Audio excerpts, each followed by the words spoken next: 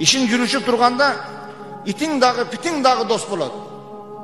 Үйүңө ат тезеген куркатпай коноктор келет. Банкрот болуп карыз болсоң, эң жакын досуң бир тууганың айтат: "Сен өзү ушуну көрмөйүн, акмак адам элең" дейт. Сен аны андай кылып шылдыңдабагын. Сен өзүңдү акылдуу кылып сезбеген. Алла Таалам сенин да пешиңе бир күн жазып кое турган болсо, жашап аткан үйүңө, минип турган машинеңен, отурган креслоңон, башка нерсеңен бир күн ажырап каласың.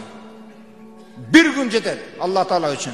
Анан айтасың: "Асабыңа үйүм болбосо дагы, бир жер капан болсо, бир жука, бир эски төшөк болсо, ошо тынч уктасам, эшигим эч ким келип тыкылдатпаса, деп бирөө кыйкырбаса, телефонума бирөө чалбаса, жаман бактылуу инсан болот элем" дейсиң.